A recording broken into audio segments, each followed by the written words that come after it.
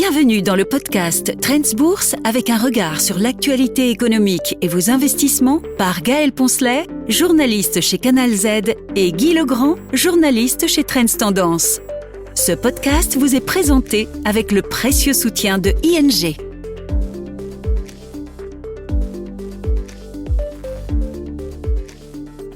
Bonjour à tous et ravi de vous retrouver pour cette nouvelle saison des podcasts Trends Bourse. Bonjour Guy Legrand. Bonjour Gaël. Guy, il paraît que jusqu'à la fin du mois de janvier, on peut se souhaiter la bonne année, comme c'est un peu notre rentrée. Je pense que c'est le moment de souhaiter nos meilleurs vœux ensemble et puis à nos auditeurs. Alors évidemment, il s'est passé plein de choses depuis qu'on s'est vu la dernière fois, l'année dernière déjà.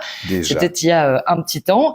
On va quand même revenir sur les grands événements au niveau économique qui impacte évidemment les marchés. Et Guy, c'est vrai qu'on en discutait régulièrement en coulisses. Il faut qu'on parle de cette évolution des taux. On parle beaucoup de baisse des taux, de cette politique monétaire un peu plus accommodante. Et pourtant, les taux à long terme, eux, n'arrêtent pas d'augmenter. Mais oui, c'est ça le gros problème, osons le dire, de ce début d'année. La baisse des taux était dans tous les schémas, dans toutes les stratégies de placement des derniers mois. La baisse des taux est en cours 2025. Ce sera un soutien pour les marchés comme pour l'économie du reste. Mais les taux à court terme, effectivement, ont baissé. Les banques centrales ont abaissé leurs taux et le marché a suivi. Prenons un exemple belge, ne prenons pas toujours les États-Unis. En Belgique, par exemple, les OLO à 1 an étaient à 3,5% encore en été de l'an dernier. En ce début d'année, on était à 2,30. Une très belle baisse des taux d'intérêt, 3,5%. 2,30, mais les taux longs, pas du tout. Les taux longs n'arrêtent pas de monter ces dernières semaines, voire ces derniers mois de manière plus large, aussi bien aux États-Unis qu'en Europe d'ailleurs. Alors, pourquoi? Que s'est-il passé en fait? Bon, d'abord, les taux longs suivent en principe les taux courts, même s'il n'y a pas de lien automatique. Mais on peut peut-être rappeler aussi la différence entre les taux longs et les taux courts. Taux courts, donc les banques centrales, elles donnent un signal au marché, un signal à l'économie, et donc si les banques centrales abaissent leurs taux, c'est que l'on craint moins l'inflation, ou que les économies ont besoin d'un stimulus, ce qui est le cas en Europe, pas tellement aux États-Unis, voire pas du tout. Et en principe, les taux longs suivent, vu que l'évolution des taux d'intérêt, de manière globale, est fonction des attentes d'inflation. Donc la Banque centrale a moins peur de l'inflation, c'est justifié, ok, du coup les investisseurs ont moins peur aussi de l'inflation et n'ont pas besoin d'une rémunération plus élevée. Donc ça, c'est assez logique. Maintenant, il y a des décalages entre les taux courts et les taux longs. Mais cette fois-ci, c'est pas un décalage, c'est un gouffre. Mais oui, un gouffre qui sépare les évolutions. Alors pourquoi? On pourrait dire qu'il y a eu un petit incident, entre guillemets, sur les taux courts lorsque Jérôme Powell, le président de la Banque centrale américaine, a dit qu'il abaisserait les taux plutôt 2 fois en 2025 que les 4 fois envisagé précédemment. Une prudence qui n'a pas plu au marché. Mais non, ça forcément, c'est jamais une bonne nouvelle. Le marché a mal réagi, mais sans plus. Et alors, ce qu'il y a aussi et surtout, c'est le candidat à l'époque Donald Trump. Sa politique est inflationniste, tout le monde est bien d'accord là-dessus, elle est même pas mal inflationniste. Alors, en résumé, il y a bien sûr ces fameux droits de douane qui pourraient quand même impacter assez sensiblement le panier de la ménagère, comme on dit, tous ces produits chinois, éventuellement, ce n'est plus certain du tout bien sûr, éventuellement taxés à 60%, il y a un tas d'objets de la vie courante qui vont drôlement augmenter dans les magasins. Et alors, dans un tout autre ordre d'idées, il y a aussi ce combat contre l'immigration illégale et le renvoi de millions de personnes vers l'Amérique du Sud notamment. Oui, mais cette main-d'œuvre, elle travaille le plus souvent. Elle est nécessaire. Elle est nécessaire, le plus souvent en noir d'ailleurs, et elle est nécessaire dans l'agriculture en particulier. On a déjà poussé des cris d'alarme en disant attendez, il y a un tas de gens qui vont devoir déguerpir là, et nous on va faire quoi? La main-d'œuvre de remplacement de ces immigrés illégaux sera de toute façon plus chère si on la trouve, donc augmentation assez forte des coûts et augmentation des prix de vente dans les magasins inévitablement. Donc des attentes d'inflation en hausse non négligeable si Trump devenait président, il l'est devenu, et donc la hausse des taux qui avait déjà pris un peu d'avance a perduré. Et d'ailleurs, une petite chose en passant qui est assez amusante, enfin assez à relever en tout cas, les taux d'intérêt, montent si les craintes d'inflation montent. Quand le candidat Trump a pris l'avenant sur Joe Biden, le malheureux très fatigué, les taux ont monté. Et puis Kamala Harris est entrée dans la course, bien placée dans les sondages, les taux ont baissé. Et puis, un peu avant les élections, il semblait vraiment que Trump allait l'emporter. Les taux ont remonté. C'est donc Donald Trump qui fait monter les taux. Absolument. C'est une démonstration incroyable de la théorie économique qui se vérifie sur les marchés. Et donc, économiquement, justement, ces taux sont quand même essentiels. Je veux dire, c'est des taux qui sont très importants, les taux longs. Mais les taux longs sont beaucoup plus importants que les taux courts. Les taux courts, donc dictés par la Banque centrale, influencent le rendement des carnets de dépôt. Quand ils baissent, c'est un peu dommage pour les épargnants, mais ça s'arrête là. La vie économique financière dépend des taux à long terme. Les taux à long terme, ce sont les taux auxquels les entreprises peuvent se financer, obtenir du crédit. Si ce crédit est moins cher, elles gagnent en compétitivité, leurs marges peuvent s'améliorer. C'est aussi les taux longs qui dictent les taux hypothécaires pour l'accès à la propriété, donc influence énorme sur le marché immobilier et sur la construction. Ce sont aussi les taux longs qui augmente donc par définition le rendement des obligations. C'est le rendement des obligations qui donne le taux à long terme. C'est le marché, ce ne sont pas les banques centrales. Hein, donc, encore une fois, oui, mais au plus élevé est la rémunération des obligations, le rendement, au moins attrayante est la bourse. C'est l'alternative. Donc, l'intérêt de la bourse se juge à l'évolution des bénéfices des entreprises, mais aussi à l'évolution des taux d'intérêt. Années 80-90, bourse flamboyante à cause de la chute de taux d'intérêt. C'est mécanique en partie. Ça veut dire inévitablement que l'investisseur va vraiment devoir repenser sa stratégie en 2025. Mais oui, pour l'instant en tout cas, parce que juste pour fixer les idées, les taux américains à 10 ans, le long terme c'est l'obligation d'État à 10 ans, on était à 3,60 encore à la mi-septembre, début janvier, on est arrivé à 4,70, 3,60, 4,70, c'est quand même une forte hausse des taux. Et en Europe aussi, prenons la Belgique encore à témoin, on était à 2,60, même début décembre. La hausse ici a été très forte cette dernière semaine, 2,60 début décembre, 3,20 à la mi-janvier, 2,6, 3,2. C'est énorme comme hausse des taux. Effectivement, l'investisseur devra quand même être fort attentif parce que pour l'instant, ce qu'on annonçait pour 2025, c'est le contraire qui se passe carrément. Alors l'investisseur, il y a une chose avec laquelle il doit composer, hein, c'est la saison des résultats qui vient de débuter. Et c'est vrai que traditionnellement, hein, la saison des résultats, c'est une ouverture de bal par les banques. Ça donne quoi de ce côté-là? Mais c'est excellent. Ce sont les banques américaines, effectivement, qui ouvrent le bal de cette saison des résultats, suivant l'expression consacrée. Prenons deux banques à témoins. JP Morgan, qui est le numéro 1 du secteur bancaire.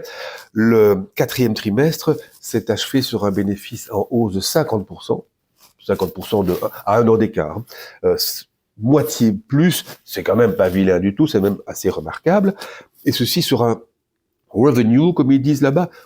Le mot chiffre d'affaires ne convient pas tout à fait pour les banques, mais bon, sur un revenue, on va dire en hausse de 10%. Alors, c'est classique, quand une entreprise voit son bénéfice croître davantage que son chiffre d'affaires, c'est toujours bon signe, évidemment. Ça veut dire qu'elle baigne dans une conjoncture merveilleuse. Ses marges ont cru. Et d'ailleurs, le bénéfice par action de JP Morgan était supérieur de 20% à ce qui était attendu par le marché. C'est toujours très bon aussi de dépasser les attentes. Le marché adore ça. Résultat, une hausse de cours, oui, mais 2%. Alors, on va dire tout ça pour ça. En fait, à l'époque, le cours de JP Morgan était déjà en hausse de 52% sur un an. Okay. Donc, ça veut dire clairement que c'était attendu d'une part, on s'attendait à de bons bénéfices, mais surtout, on s'attendait, mais supérieur aux attentes, hein, je rappelle, et pas un peu. Donc, c'est pas ça qui a guidé le cours de JP Morgan ces derniers temps, pas plus que le reste du secteur, c'est ce cher Donald Trump, lui, encore une fois. Avec sa dérégulation, cette fois-ci. Oui, dérégulation. Donald Trump est un super libéral de ce point de vue-là, en tout cas. Donc, il avait annoncé dérégulation pour le secteur financier. Même chose, d'ailleurs, pour le secteur de l'énergie. Pétrolier, les pétroliers pourront forer n'importe où, même en pleine réserve naturelle, s'ils le veulent, pas de problème. Et les banques, beaucoup moins de paperasse, elles feront un peu tout ce qu'elles veulent aussi. Donc, les banques avaient déjà fortement grimpé à l'annonce de Trump président, quand il se profilait comme le candidat favori. Autre exemple de résultats bancaires excellents, Goldman Sachs, grande banque d'affaires. Là, le bénéfice du 4e trimestre, en fait, il a plus que doublé à un an d'écart, plus 118% pour être précis. C'est mirobolant, évidemment, c'est fabuleux. Et là, le cours a quand même un petit peu mieux réagi, plus 7%. Mais ce n'est pas ça qui a compté. En réalité, le cours était à ce moment-là déjà en hausse de 62% sur un an.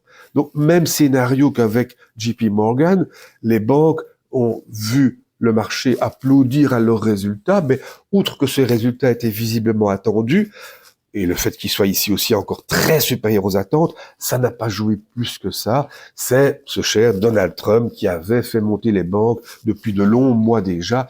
Donc le secteur bancaire, c'est Donald Trump. Est-ce que du coup la tendance pourra continuer en 2025? Je suppose qu'on va évidemment attendre de savoir ce que va concrètement faire Donald Trump, bien entendu. Oui. Mais est-ce qu'on peut se dire, tiens, 2025 pour le secteur financier, ça risque d'être une année tendance ou pas? Mais pas vraiment. Je dois dire que les analystes sont pas très chauds, en fait. Ils considèrent visiblement que la hausse des valeurs bancaires s'est faite en 2024. Il faut dire que c'est 50 ou 60% de hausse sur un an. C'est quand même beaucoup pour un secteur qui a connu une très bonne nouvelle avec l'arrivée de ce cher Donald à la Maison Blanche, mais un secteur qui est quand même relativement défensif. On ne parle pas ici d'une biotech qui aurait découvert un produit miracle, évidemment, loin de là. Et en fait, pour JP Morgan en particulier, les analystes s'attendent à un bénéfice en baisse en 2025, carrément. Il faut quand même relever une chose, c'est que le métier de base des banques, c'est donc emprunter à court terme et prêter à long terme. Alors, si les taux courts baissent et que les taux longs montent, c'est très bon, les marges s'améliorent. Mais en réalité, aux États-Unis en particulier, les banques gagnent leur vie en faisant du trading de titres.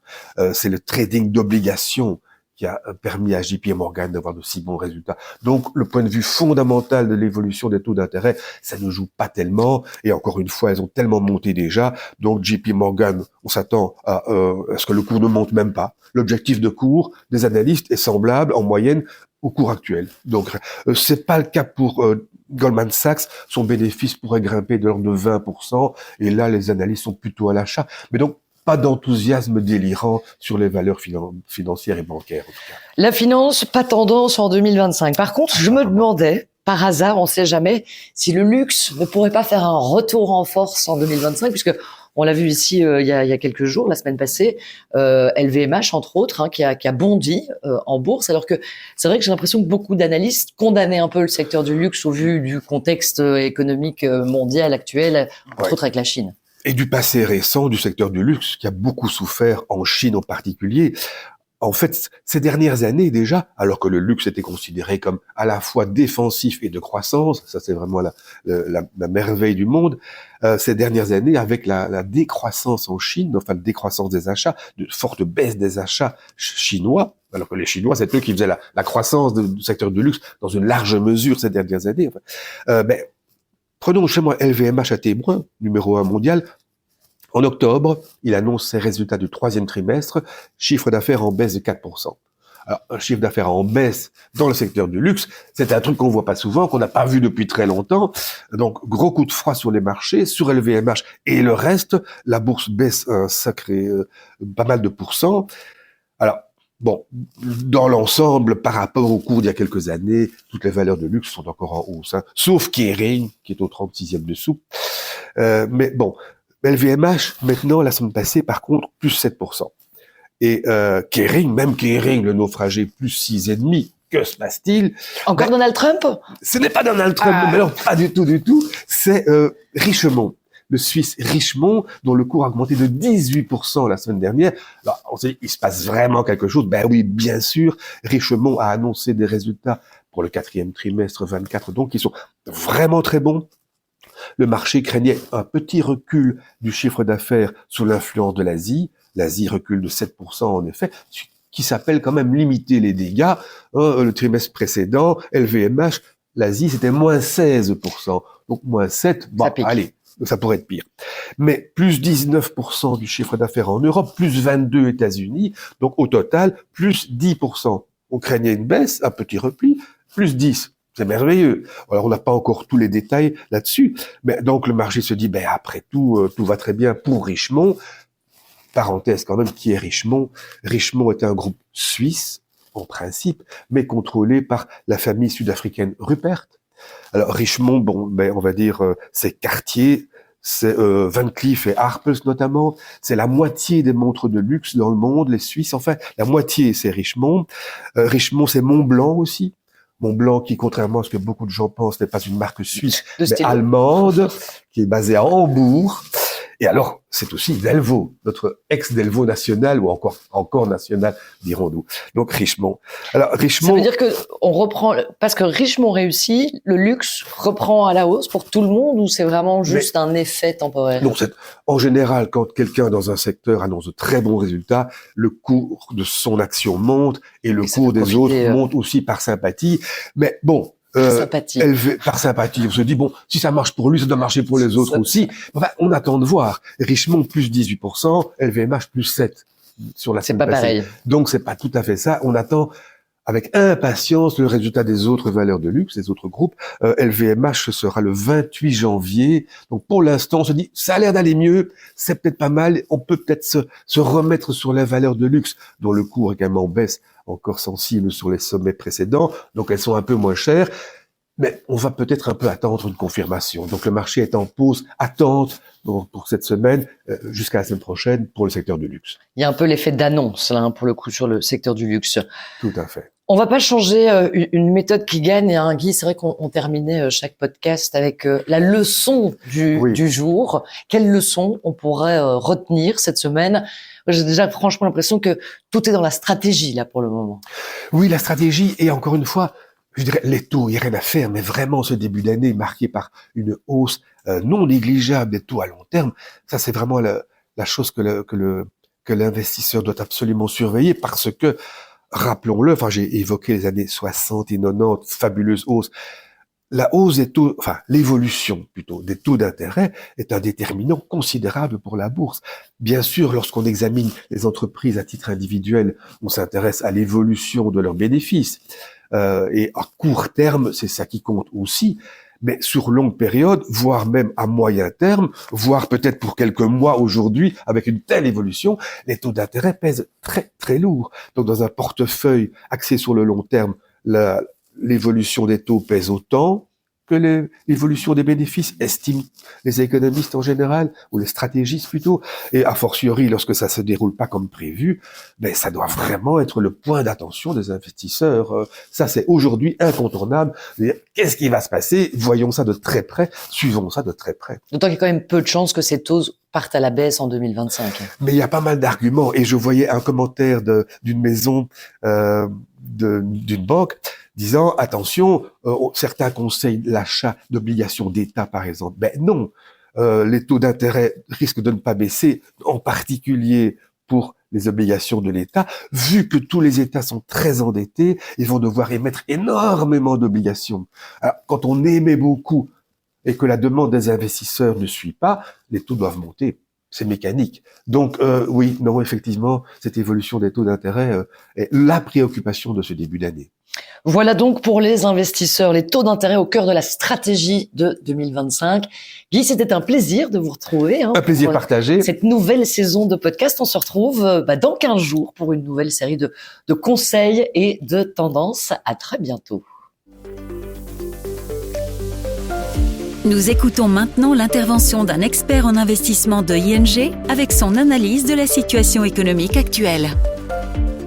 L'un des actifs stars de 2024 est incontestablement l'or et plus généralement les métaux précieux qui se sont appréciés de plus de 35% en euros. Après avoir enchaîné les records tout au long de l'année et culminé à $2 800, le prix d'une once d'or avoisine actuellement les $2 700. Ce qui veut dire que la valeur d'un lingot d'or de 10 kg frôle la barre du $1 million, du jamais vu. Pour mieux visualiser l'ampleur du phénomène, un lingot permet aujourd'hui d'acheter environ 20 Tesla Model Y ou 1000 iPhone 16. Une prestation extraordinaire qui s'explique par plusieurs facteurs. Tout d'abord, la crise de la Covid-19, dans la mesure où les confinements mis en place par les États pour endiguer la pandémie ont mis l'économie sur pause et incité les investisseurs à se tourner vers l'or et son rôle de valeur refuge. Les pressions inflationnistes jouent aussi un rôle important. Pour juguler la crise sanitaire, les mesures économiques de soutien aux ménages et aux entreprises et la baisse des taux des banques centrales ont relancé l'économie si vigoureusement que cela a engendré une forte inflation. L'or, qui offre une bonne protection contre les pressions inflationnistes, s'en est trouvé encore renforcé.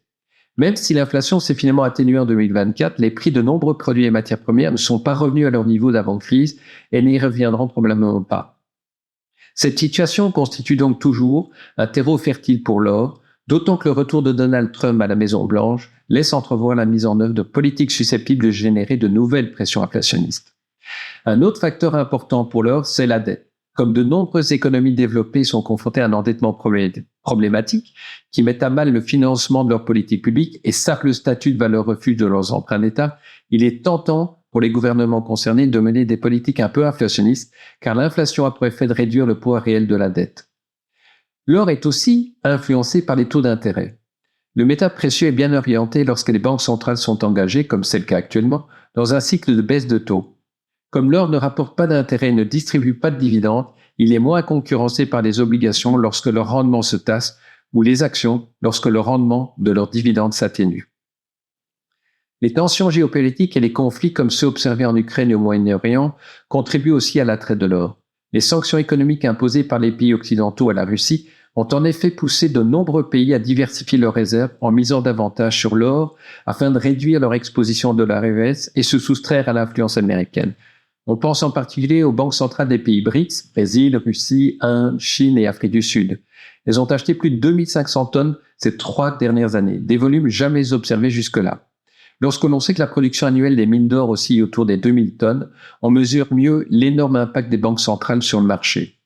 Enfin, la diversification plaide aussi pour l'or. Les banques centrales ne sont pas les seules à diversifier leurs actifs au profit du métal jaune. On constate que la demande d'or à des fins d'investissement, émanant par exemple des fonds spéculatifs ou des ETF adossés à l'or, reste également très soutenue et tend à dépasser les 1000 tonnes par an. La surperformance du métal précieux démontre donc qu'il a toute sa place dans un portefeuille diversifié.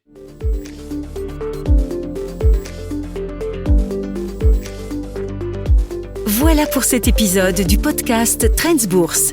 Vous trouverez plus d'astuces, de conseils et d'analyses pour vos investissements chaque semaine dans Trends Tendance. Ce podcast vous est présenté avec le précieux soutien de ING.